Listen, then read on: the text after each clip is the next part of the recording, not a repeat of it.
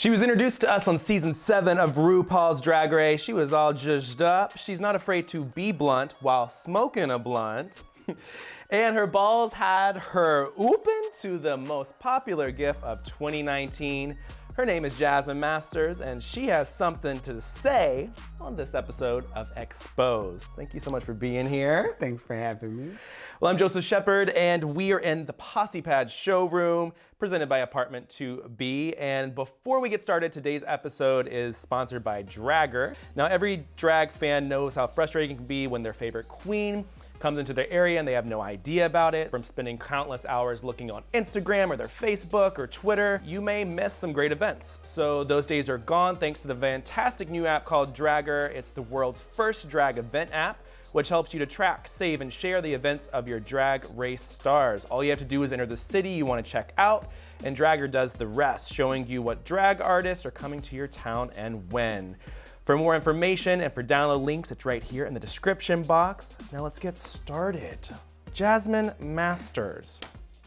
You were born and raised in California. Yes, San Diego. San Diego. What was little Jasmine like?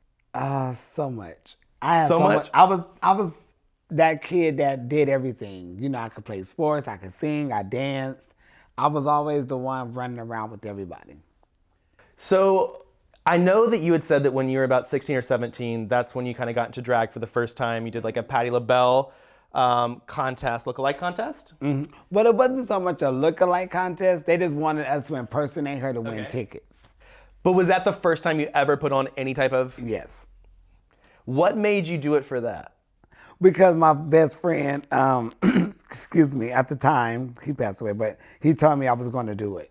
Because we was going to buy tickets to go see her. And we happened to go to the club and they announced that that was going on. So, because one of the DJs worked at the local radio station, so he had tickets and stuff. So he was like, oh no, we're not buying no tickets, you winning those tickets. So he went and signed my name up there to enter. And they called and told us the date, the time, and how long, you know, the music could be or whatnot. And I did it and won.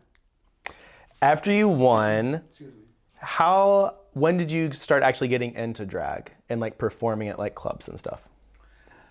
Well, see, that's the weird thing because after that night, it was like this other big event going on in San Diego. And they asked me to perform and along with some other girls that they never had like drag queens perform.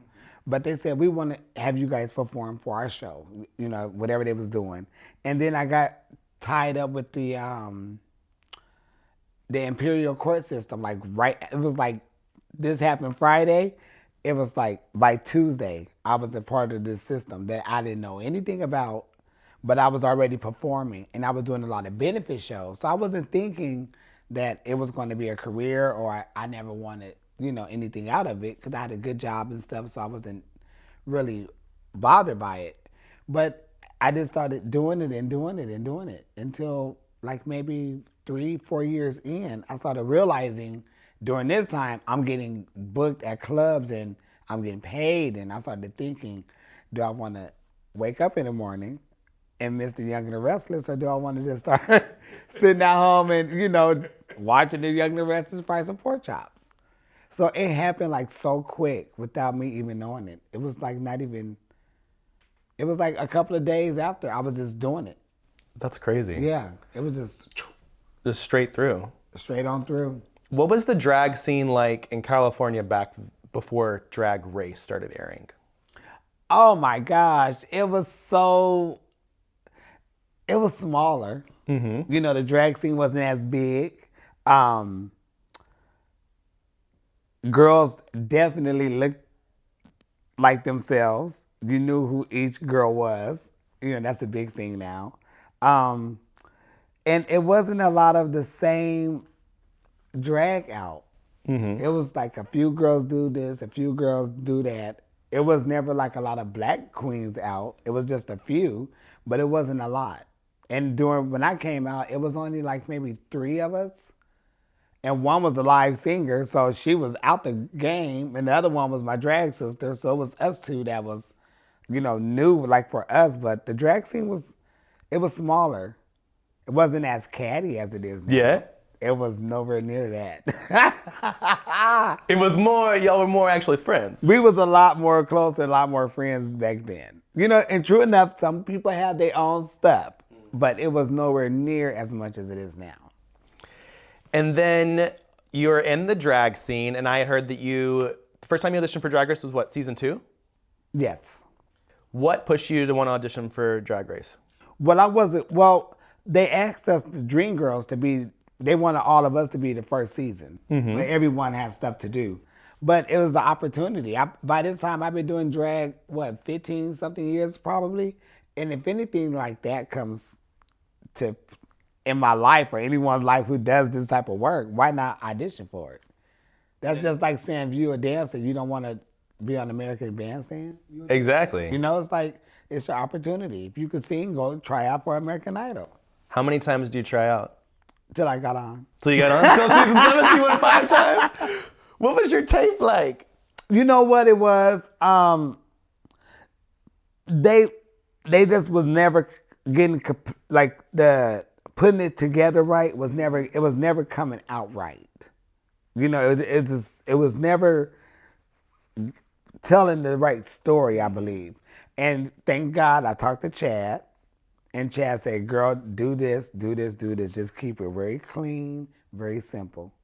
And I kept it very clean and very simple, and they called me. Where were you when you got that call? Taco Bell. Taco Bell? I was in Taco Bell.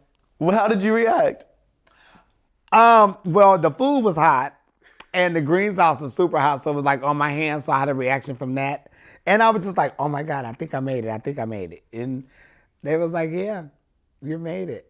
And I was like, ain't this something? And I had to work that night. You know, you can't tell nobody. So just like, oh, but I was cute. I just smoked and said, okay. You said, like, I'm good. Yeah. So you walk through the door of RuPaul's Drag Race. I'm here. We made it, bitches. Yeah. I'm Jasmine Masters. I'm 37 years old.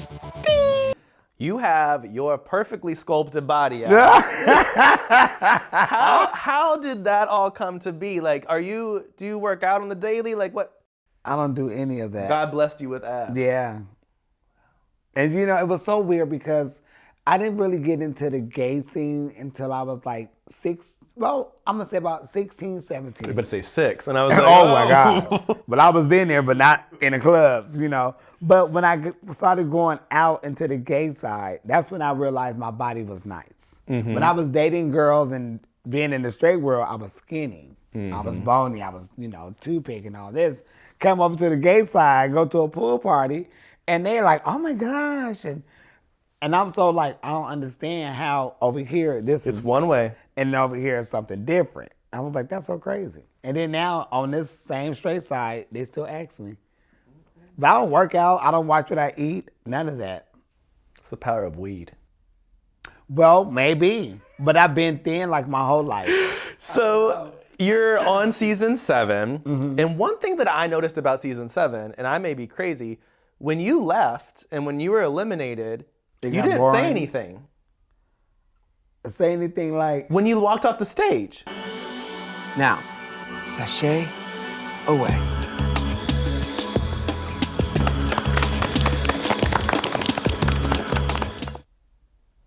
Well, I did. They didn't show it. What did you say? I said, thanks for the opportunity. Because I was always wondering, like, every girl has their thing that they say, and then it was just like, well, bye. Yeah, I said something. It's editing. You know, when people end up learning as things start going through, that was a lot of editing stuff, but yeah. Speaking of editing, a lot of girls from your season have expressed their opinions about RuPaul and that nothing matters unless the camera's rolling. What was your experience like with RuPaul? I never experienced that. Never? You had a great experience? Yeah. When I seen her, hey, how you doing? She spoke, hey, how you doing? And I move on, because I wasn't on there to be friends with RuPaul. Yeah, exactly. They didn't win. Yeah, I wasn't, I wasn't there to be friends with her. But like I was telling them before, I knew RuPaul before Drag Race. I met RuPaul a few times. And RuPaul has always been very nice to me. Never said, never gave me the cold shoulder or never been rude to me. Always spoke to me and had a good conversation with me. So I don't know what they was going through, I don't know. It wasn't your experience. Oh, yeah, it wasn't my experience. I was cute over here. Because I'm very, hey, how you doing? All right. I don't expect anything from anyone. Yeah. You shouldn't. No. That's not what it's for. Yeah. So, Did you keep in contact with any of the season 7 girls? Are you friends with any of them? Yeah. We still communicate now to this day. Like with Katya, Trixie, anytime it happens with me, them two always are right there. Mm-hmm. They call me or text me. Of course, Kennedy. I talked to Tempest. Me and Ginger may like something or comment on a Instagram or something. Mm-hmm. Candy Ho, Kasha Davis. All of us keep in contact. I think the ones who I don't keep in contact or see the most of is Pearl and Violet. But me and Violet just did a tour last year together. Yeah. Yeah. Do you? I feel like a lot of people say that season. Oh, and Jaden. Jaden helped me with my YouTube stuff. Yeah. I know that a lot of people have said that season 7 they don't like it. Mm-hmm. However, you guys had some of the best girls come from that season. We got introduced to you. We got introduced to Trixie, Katya, Jaden, like so many different women. Why do you think the fans were not as big of a fan of that season? I really don't know because I don't watch the show like that to really know what they want or what happened from the past season to make a change for our season. Everybody liked what they like, and I guess they just wasn't into it as much. Yeah. Yeah. We had the best moments, some of the best things. Yeah, so I don't know. When I hear the stuff, I just be like, well, what happened? Yeah. What was it, a different format or did they do something different? So I really don't know what the problem was. Yeah. Around that time, season 7, season 8, those type areas, that's when drag started becoming a lot more mainstream. More people started watching it. And then shortly after that, I believe it was 2015, you were at the VMAs with Miley Cyrus.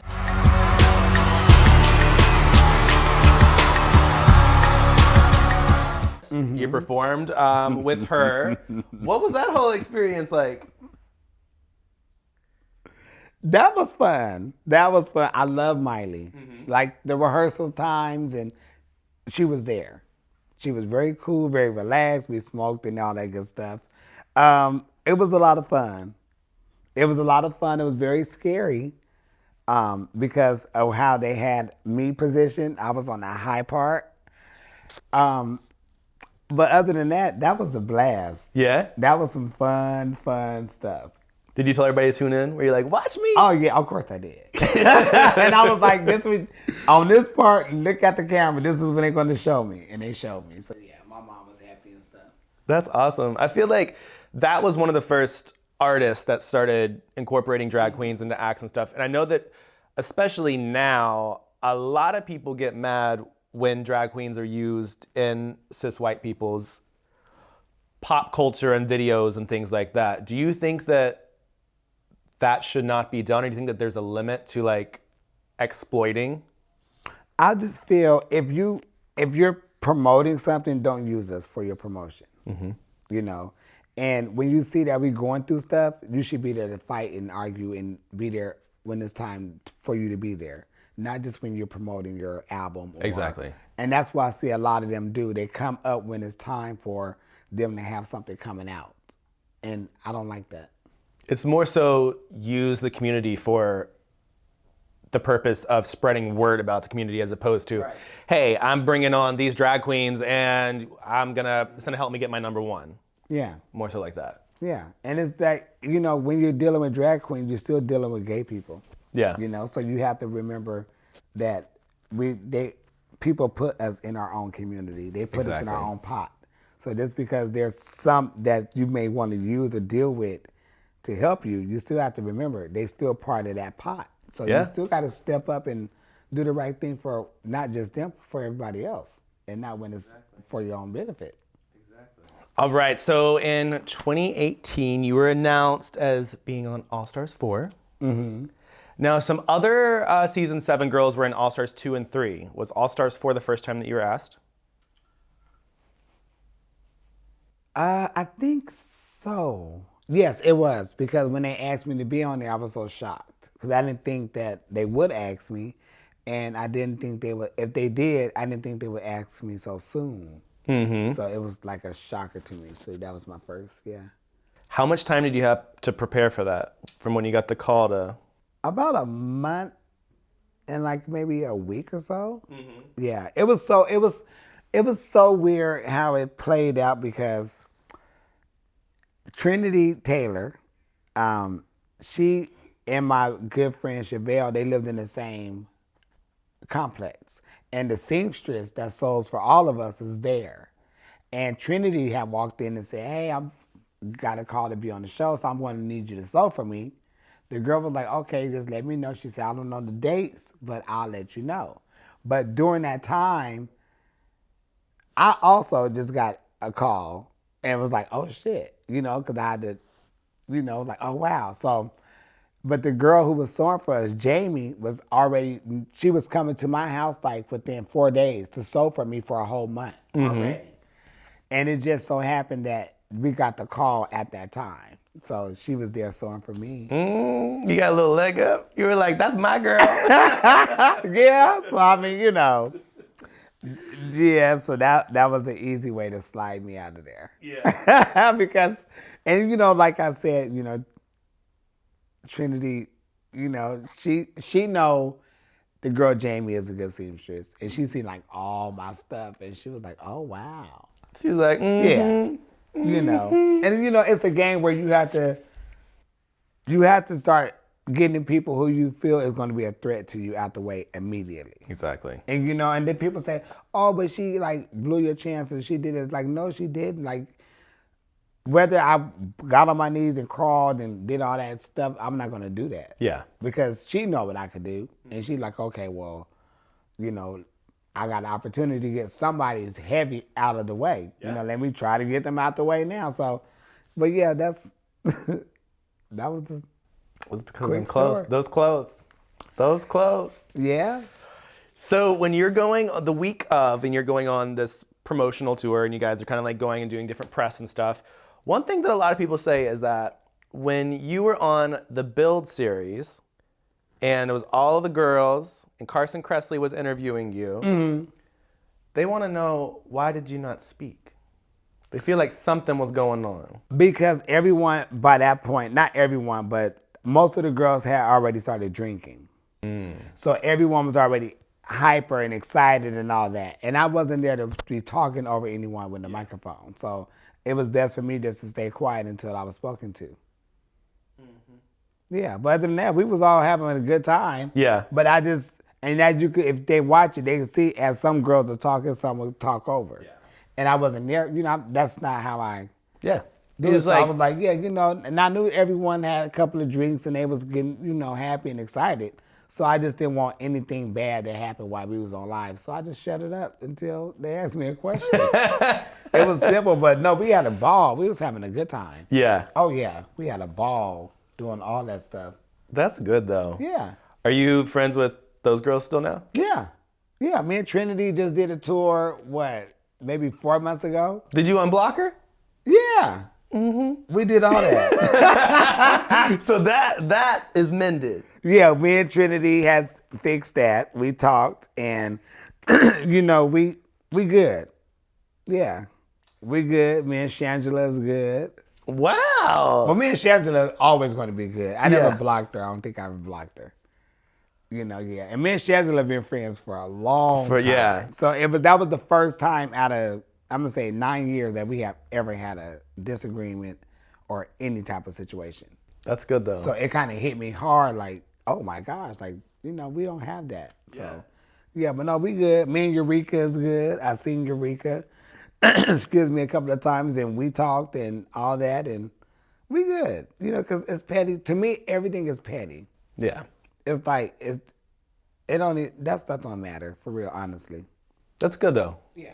That's good that You just ruined one whole page of questions for me. No, I'm kidding. Oh, I'm sorry. No, you're totally good.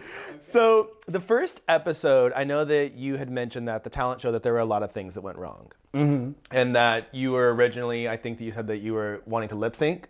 Mm-hmm. And then what happened with that? Well, I found out like 2 days before that I couldn't do it.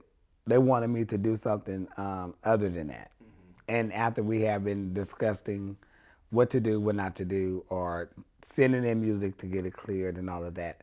So they kept saying like, oh, do something like, do like one of your video skits or something. I'm like, do a comedy. I'm like, I'm not a comedian. People say I'm a comedian. I'm just being who I am. Exactly. And I'm like, that's not me. So they're like, well, just do your video, your famous video. Just do your famous video.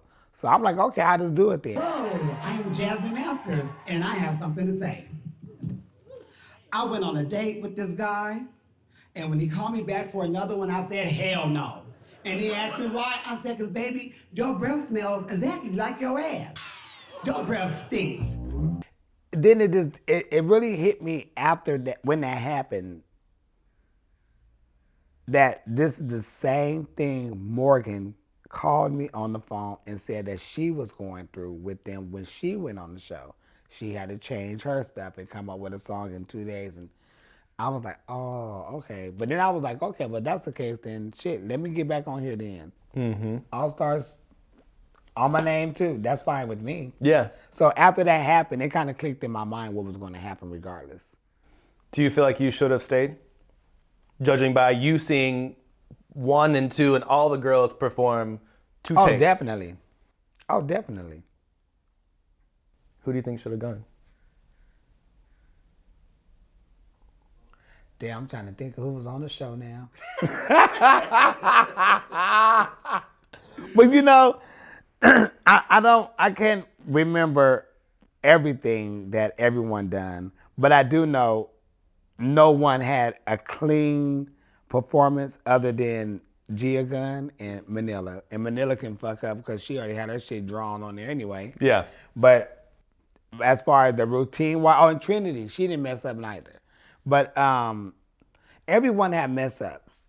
I'm like, oh, well, okay, if y'all gonna let that slide, then I should be okay. Yeah. And I was like, okay, well, I guess not. But it was fine though. Everything ain't for everyone.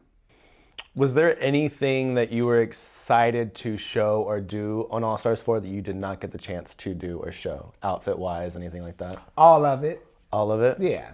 Because I know me and myself that I have a lot more it's so much more than me than what they are willing to allow me to show, And that's where I'm so thankful that my videos come into play because people really had a chance to learn me and understand me more by my videos. Yeah.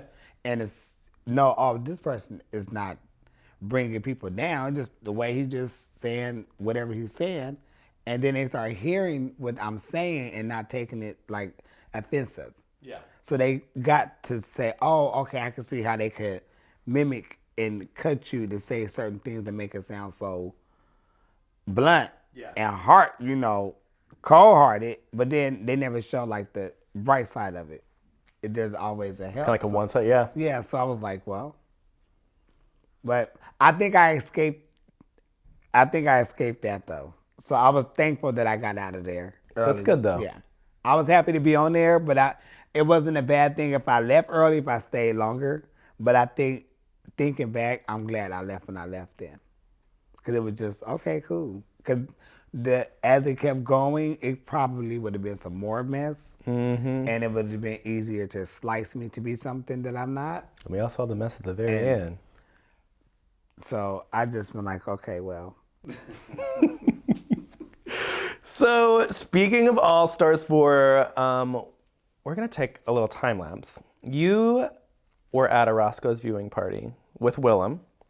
You were watching episode 6 of AllStars For. And you said, Well, it's out of the top 2 who fucked the producer the best. Oh, yes, that was something that was it was something that was around saying this. But that was brought out on the show. Well, yeah, but I wasn't there during that part. So I can't say. I was already gone. But it was been spoke of that a few girls had messed around with a few people behind the scenes. But I'm like, it's your business. I mean, who hasn't? It's not, yeah. Fuck your way to the top if you gonna fuck. Shit, don't come home with a wet pussy and a dry purse. But it was. This is what I say. People have to watch who they tell their business to. Yeah. Because everyone you think is your good Judy is not your good Judy. And when you say things to someone and they get upset with you, they tell your business. And that's what happened. Drink that water. So what was it like being on AllStars 4 compared to season 7? Do you have a favorite? No, because I have fun at both. Yeah. Yeah. I had a ball at both 7 and 4. So it was no difference.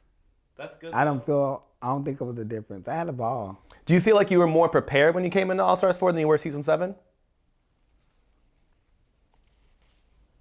No, because I still had enough time as far as like costume wise and everything, make sure everything was like on what they wanted.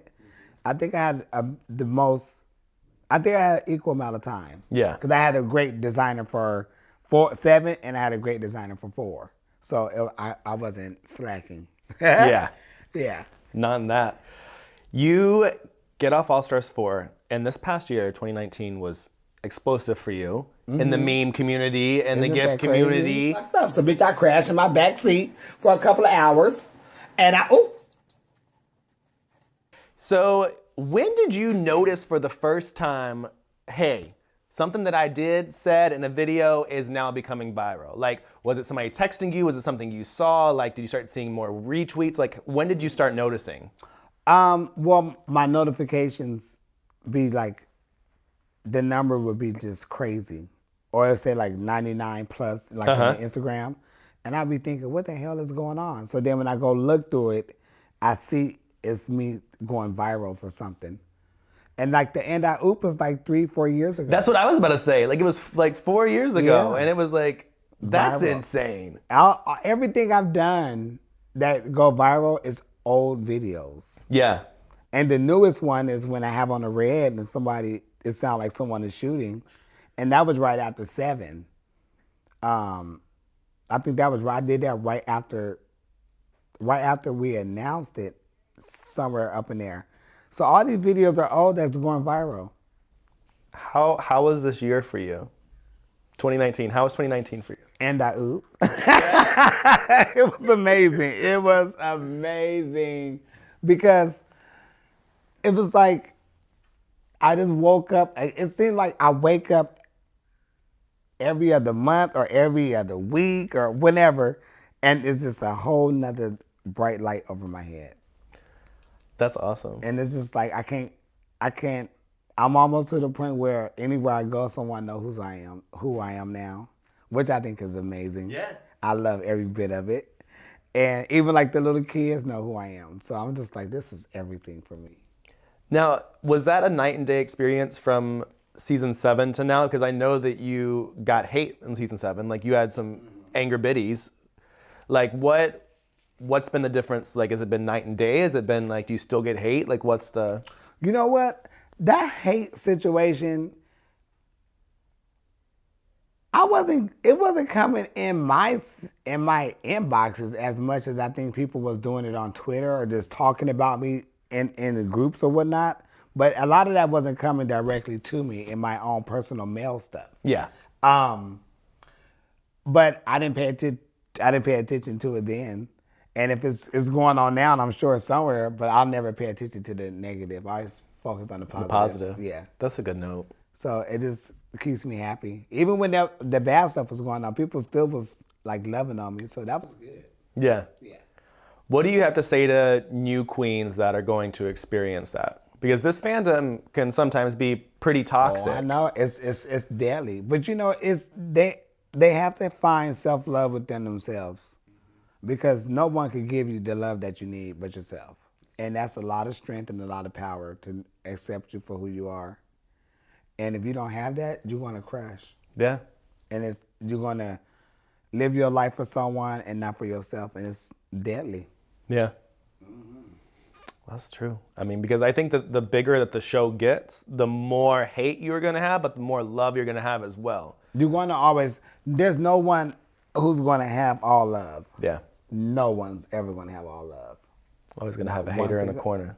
Not one single person. Yeah. So I know that you had planned, or you did you move to Texas? I did slide into Texas, Houston, Texas. And then you slid right back out. And I slid right the hell back out. I couldn't stand it. You know what? This is what it was. Everyone said, oh, the weather, the humidity, this and this and that. But no one ever told me that you have all of that with storming weather. You know, I never knew it was the two together. Yeah. And the first time I experienced that, I knew I was moving back to California. How long did you spend there? 3.5 months. You were in and out. Did you have family there? I do have family there. Okay. And my good friend Chevelle Brooks, me and her stayed in the same compound. Her condo was on this side, on the far end, and mine was on the other end. And I got the hell up out of there. I said, girl, you can have this weather. I'm gone. I'm from California. The sun is out. But it was like 105 and it was storming and the water was past my ankles. So I need to go to the store.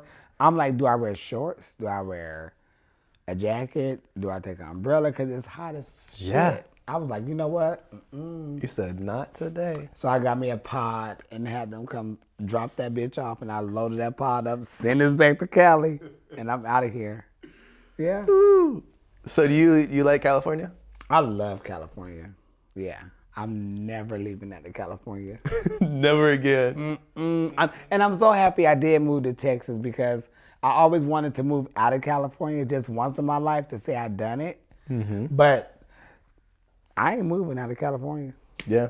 And my mom moved to Vegas, and I say Vegas to me is like California, because you could just drive 3 hours and you in Vegas. Yeah. Hell, you could drive 6 hours, you just not getting to Sacramento. You know what I'm saying? So it's like Vegas to me is still California. So Vegas would be the furthest out that I would ever move out to. But I doubt it.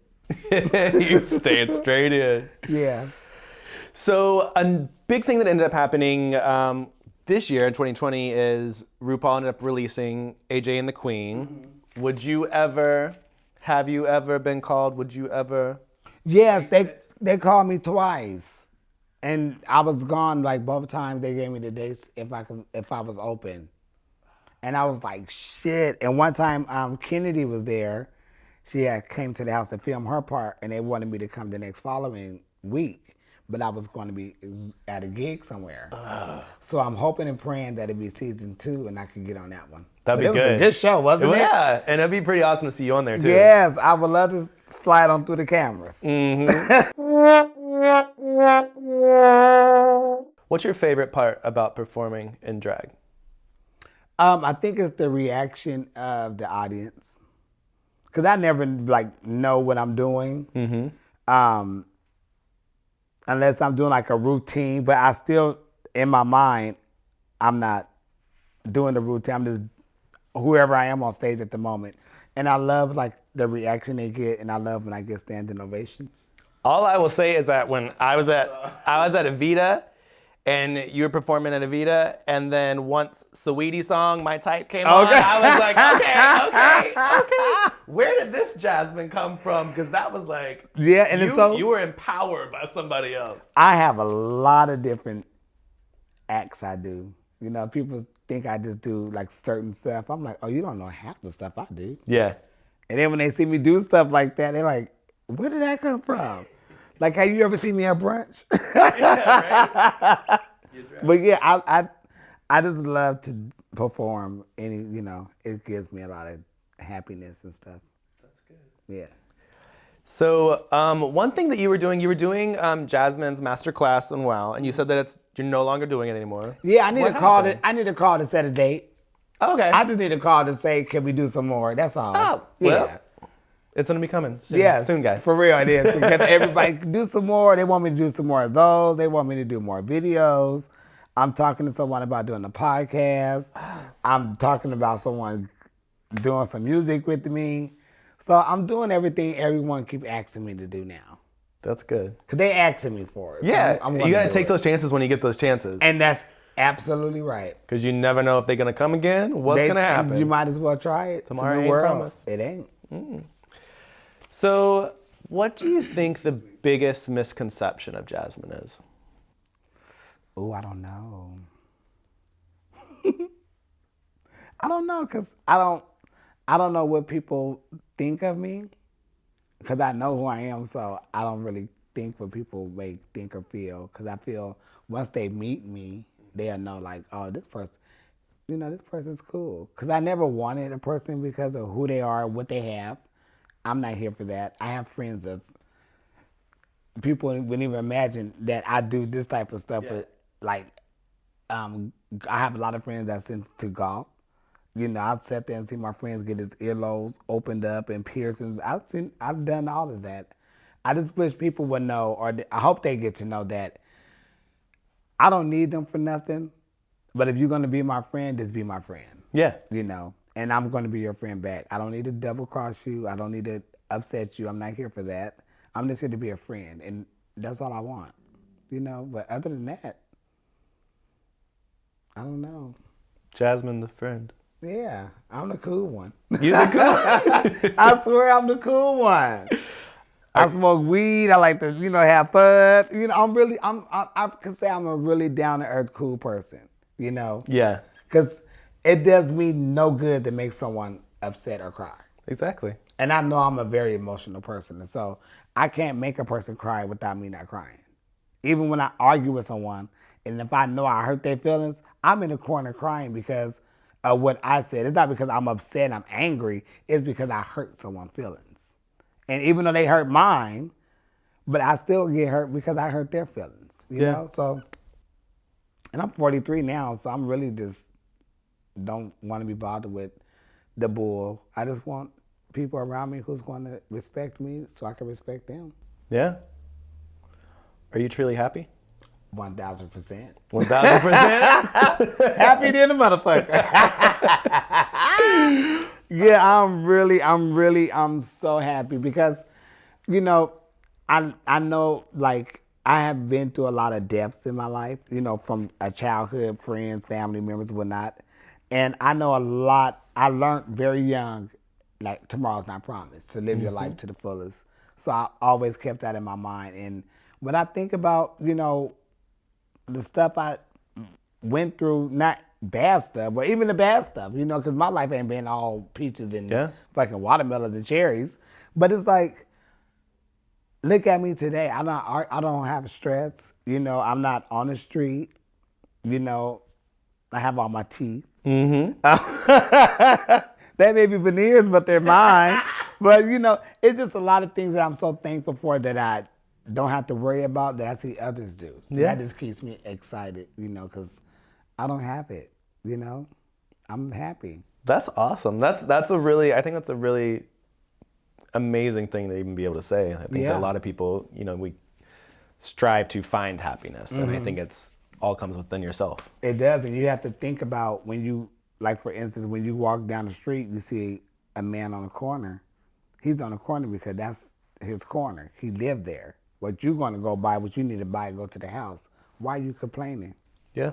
There's no need for you to complain. That right there should make you say, you know what? I don't have time for it. Oh, wise words. Yeah. So what's next for you? Everything. Everything? Yes, I'm not turning nothing down. That's good. I'm doing the music and stuff. I'm just trying to do everything now. I'm doing a podcast. I'm working on a podcast. I'm trying to do more videos and do some music, and I have some tours going on. I have a one-woman show that I'm about to talk to someone about to get that going. Yes. So I got some stuff coming up. That's that awesome. I'm excited for. I'm just going to do everything. Get it going. I am. So one thing your fans really want to know is, what's your favorite type of weed or your strand? Like, what are you sativa, indica? Like, what is it? See, I don't know the difference. Do you like to be put to sleep, or do you not like to be put to sleep? But see, some of the cheap shit put me to sleep. You know, I'm from when we had nickel bags. You know, 5 for $20. So I'm like stems and seeds. I'm used to I get the low grade weed. You know, I never get the nuggets and the strong stuff because it gives me a headache. So I get the low grade because I get more, you know, and I'm good. So I don't know the difference between the three and what they do. Just give it to me. And if I feel tired, give me some coffee. Wake my ass back up. Ooh, What I don't know. So as we're closing all of this out, what is a message that you have for the LGBT community and fans of you, fans of Drag Race, just LGBT community as a whole? Something that they can live by, something that, like, if you're struggling, if you know you are having a hard time accepting yourself, something that you think that everybody should hear. Well, I always feel like, at least for myself, something that I heard a long time ago, we all bleed and we all pee. So that means we're all human, you know? You was born into this world, so your purpose is to be in this world to do what you need to do. Everyone's different. You can look at, there's someone smaller than you, there's someone bigger than you. There's someone cuter than you, there's someone uglier than you. You know what you look like, you know what you have, so live with it. And live your best life, because why would you not live your best life because of what someone else is saying or thinking? Yeah? Fuck them. Fuck them. Words of wisdom by Jasmine. Fuck them. Fuck them. Tell them no ma'am. But yeah, that's how I feel. Because, you know, everyone, you don't like everyone, and everyone's not going to like you. So it's an even situation. Yeah. Accept it. If you can say, oh, I don't like the way that person looks, you can accept that someone don't like the way you look. Good words. Yeah. Thank you so much for being here, Jasmine. All right, guys, I'm Joseph Shepard, and this is the phenomenally talented Jasmine Masters. Thank you. Thank you guys so much for watching this episode of Exposed. If you guys would like to see more of these, my Patreon's down below. Subscribe if you haven't done it. Jasmine, where can everybody find you on social? And also, is that Twitter yours? No, I have no Twitter. Jasmine has no Twitter. I have Facebook, and you know the Facebook have the fan page, and I have Instagram, which I'm always on, and I have TikTok. All right. And I have Cameo and something else, but I don't have a Twitter at all. Everything else is fake. Yes. Fake. I don't have it. They say, why you don't go on Twitter and do videos? Because that's not me. That's not you. Well, thank you so much. Thank you. And until next time, bye guys. Bye.